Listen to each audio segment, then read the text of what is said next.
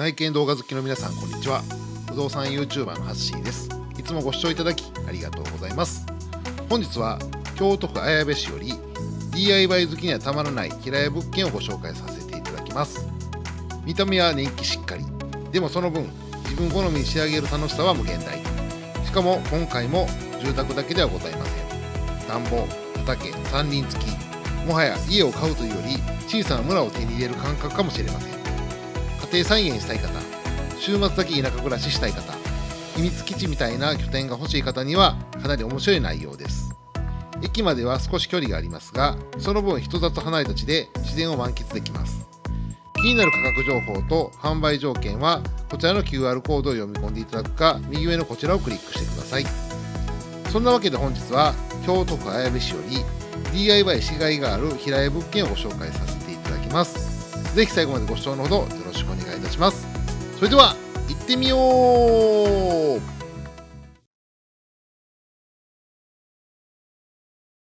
はい、ということで本日は京都府綾部市高須町というところからこちらの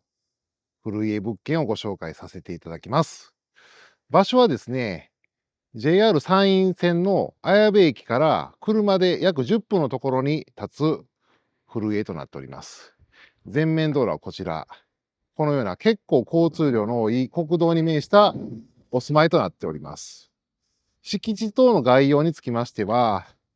はい、販売ページの方をぜひ見ていただけたらと思います。ということでね、今回古い建物になりますので、雰囲気だけをね、お伝えできればなというふうに思っております。ということで、今回の対象不動産は、この車庫スペースから始まります。こちら、右手はちょっと小さめなんですが、軽自動車は、入らなくはないのかな。はい、ちょっと狭めな感じのタイプで、こちらは私の車を止めさせていただいてるんですが、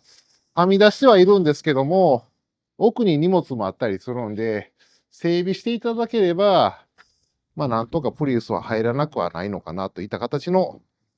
はい、波板で作られた車庫がついております。そして対象不動産は、このスロープを上がっていただいた上になります。この幅は、2メーターあるかないかなので、車を乗り入れるのはちょっと厳しそうですね。はい。上がった先に、こちら、母屋がございます。まずはですね、敷地の方からご紹介していきたいと思うんですが、上がっていただくと、道路との高低差はこのようになってますので、はい。車のね、目線を気にすることはなさそうですね。目の前は竹やぶが生い茂っているんですけれども、その奥側に由良川というのが流れております。こちらから川をね、望むことは正直できないんですけども、奥に川が流れています。そしてこちらが離れになります。離れはかなり傷んでおりますね。はい。まずはこの離れからご紹介していきましょうか。この建具もだいぶ傷んでいるんで、もうさっき開けさせていただいてるんですけども、中に入ると、うわ、このようなかなり古い離れスペースになっています。これね、光が入ってるのは、もうこの辺もすごいんですけども、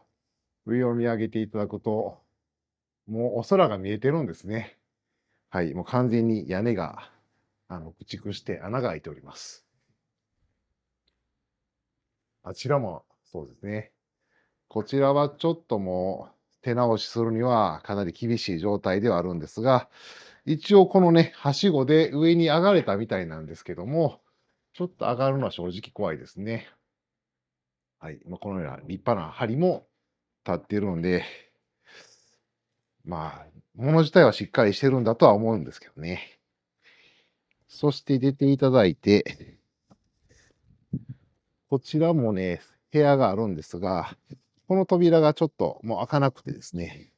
中を覗くことはできないんですが、なんとなくミッド、畳のお部屋がありそうな感じではありますね。で、さらに奥に進んでいただきますと、ここの部分が以前の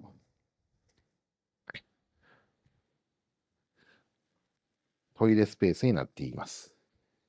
はい、男性用と、もう完全な汲み取り式ですね。で、こちらも少し物置スペースとして広くはなってるんですが、もともと牛舎スペースだったんかな、この辺りは。牛を飼っておられたような話をちらっと聞いたんですけども、このような離れる部分になっております。トイレスペースを出ていただくと、こちら西側にこの空き地スペース、こちらも対象不動産になるんですが、田んぼのスペースになっていますね。以前こちらで田植えをされてたようなんですが、今現在はこのように雑草が生い茂っております。ちょっと整備していただくには少し時間がかかりそうですね。そして、この田んぼの上の部分もちょっと高低差があるんですが、こちらの上の部分も対象不動産になっております。そして離れですね。ただ、この地目が田畑のところについては、すぐに名義変更ができないので、個人様で所有される場合は、一旦こちらのお住まいを買っていただいた後に農作業をしていただいて、農家資格が取れたら、その後名義変更させていただくような流れになるという形になっております。こうやって見るとね、母屋はすごくしっかりしているように見えますね。そしてこの間のスペース通っていただきますと、この辺とかはだいぶ傷んでますね。で、さらに奥に進んでいただくと、これは蛇口あるんですけど、ちょっと今は枯れてるんですが、山水ではなさそうですよね。はい。そして裏側はこのようになっております。結構急勾配で、エリア的には土砂災害警戒区域内にも入ってるんではないかなという形になっております。はい。ということで、外回りは一旦ここで以上にさせていただいて、気になる室内を見ていきたいと思うんですが、こういった田舎の物件はね、古い建物については、この床下が完全にイケイケの状態になってますね。今みたいにベタ基礎ではないのでね、その分風通しを良くしているような作りにはなっていますが、空き家にしておくと、ここからね、獣が出入りしてしまうっていう部分は正直ございます。ということで、気になる室内をご紹介させていただきます。オープン。わーお。なかなかのものですね。上を見る限りは、あ、なんかここに穴開いてますね。で、ここのね、玄関が結構高さがあるんで、踏み台がちょっと欲しいところではありますね。はい。玄関スペースはかなり広いです。まず入っていただいて、もうこのね、もう入り口のこの床からかなり怪しい感じがしますね。前にトイレがあって、こちらが約4.5畳の洋室になっております。窓はあるんですが、床がだいぶ怪しいですね。で、これベニヤ板で覆われて、一応ね、火が入ってこないようにされてるんですが、こちらが4.5畳の洋室になっております。床は基本的にはもう全やり替えした方が良さそうな感じがするんで、こういうことができる方については、すごい魅力的かなっていう感じがしますね。で、トイレにつきましては、汲み取りなんですけども、敷地までは接続の管がね、下水の管来てますんで、ちょっと費用が発生しますけども、つないでいただければ下水に変えることができるようになっております。お風呂はこちら。お風呂はね、タイル張りなんですけど、浴槽も、箱風呂タイプではあるんですが、昔のものに比べたら、比較的お風呂スペースは広いように思います。はい、お風呂から出ますと、こんなところにはしごがありますよ。これ、ちょっと知りませんでしたね。これ上がってみますと、よいしょ。ああ、屋根裏スペースになってるんですが、結構荷物はありますけど、漬物を入れるような入れ物ですかね。ちょっと手前に分かりにくいんですが、これ昔の米炊くやつですかね。こういった屋根裏部屋もついておりました。屋根裏を降りますと、手前のこちら入っていただきましたら、こちらは8畳ほどのダイニングキッチンスペースになっています。天井高はちょっとやっぱり低いですね。手を伸ばせば天井に手がつくぐらいの高さになっているんで、おそらく2200ぐらいではないかなという感じです。で、こちら作り付けの、もともと食器棚として使っておられたんでしょうね。キッチンの横については冷蔵庫も置いていただけますし、こちら勝手口もありまして、先ほどの離れとつながっているようになっていますね。こちらからも出入りできるようになっておりました。奥から見ていただくと、このようになっております。さらにですね、こちらが4.5畳ほどの畳部屋になっているんですが、今畳すべて上げておられるんですけども、うん。上を見上げると、ここはね、ここのキッチンとの間に段差があるんですが、こっちは逆に天井高が高くなっているんで、手を伸ばしても届かない感じの高さになっています。こちらが約4.5畳のお部屋で、その隣については、こちらも畳、床がすごいたわんでますね。こちらが6畳の和室になっております。こちらも同じような天井高で、田舎のね、お住まいでよくある田の字型でお部屋が並んでおりますね。そして、こちらが南側になるんですが、道路との高低差がある分、日差しはね、この草が生い茂らなければ、南側からさんさんと光が入ってくる吐き出し窓がね、8枚ついております。手前には縁側もありまして、こちらが一番広いお部屋で8畳になっております。畳すべて上げておられるんでね、ちょっと分かりにくいかと思うんですが、ここがね、意外としっかりしてるんですよね。見た感じ。はい。で、こちらが畳で隠してありますが、こっちが収納スペースと、はい、床の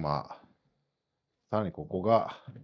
はい、お仏壇を置いていただく仏間スペースと、ここもね、ちょっと分かりにくいんですが、収納スペースでしょうね。はい、この辺のちょっとガラスが割れてしまっています。はい、建具のね。で、こっちが6畳の和室になっておりまして、もうこの辺りに、ちょっとゆっくり歩かないと危ないな。ここね、ちょっとね、分かりますかね。光が漏れてるのが分かりますか。はい、もうこの木と、土壁との間にも隙間がね、できてしまっていて、この北側の、ゆっくり歩かないと怖いな。吐き出し窓については、もう見ていただいてもお分かりいただける通り、隙間がね、だいぶ出てできておりまして、完全に閉まってない状態ですね。この辺りは、もうこの辺りの建具から直さないといけないような形になっているんですが、はい、ちょっと油断すると床が抜けてしまいそうな形には現在なっております。はい、ということで、お部屋の中につきましては以上となります。最後にもう一度外回りをご紹介させていただこうと思うんですが、この南側の通路部分を歩いていただきまして、ここがね、下がってはいるんですけども、ここにですね、まだ奥に登っていただける通路があるんですね。で、この段々になってる上の部分がね、正直上がりにくかったんですけども、ここのね、山道を歩いていくとですね、行けるんですよ。もう手前にもこの駆逐した小屋もあったりするんですが、こういう小学生の時代、ね、昭和の世代の方についてはこういう山にね、こもって何か秘密基地を作るっていうのがワクワクする感じしませんか？ね。そして上がると、なんと、ここに山水がね、流れてるんですよ。これはね、すごくいいですね。非常に綺麗な山水が流れてきておりまして、ちょっと飲むのは難しいかと思うんですが、はい、これは結構ポイント高いなと思いました。そしてこちらにですね、歩いていただくスペースがあるんですが、ここの今草がね、生い茂っているここの部分も売買対象不動産になっております。ただし、地目がですね、現状、田んぼ畑になっているので、すぐにね、所有権の移転ができませんので、ご購入者様の方でですね、農家資格が取れましたら、はい、名義変更させていただくって形になるんですけれども、ただ今の段階では購入いただいてね、有効活用していただいて、使用対策で使っていただくような形になるかと思います。そして、この丘の部分から見上げた帳簿はこのようになっております。はい、ということでいかがだったでしょうか。今回は京都府綾部市より手をかければ化けそうな原石物件をご紹介させていただきました。正直そのままピカピカシンク生活スタートというわけにはいきませんが、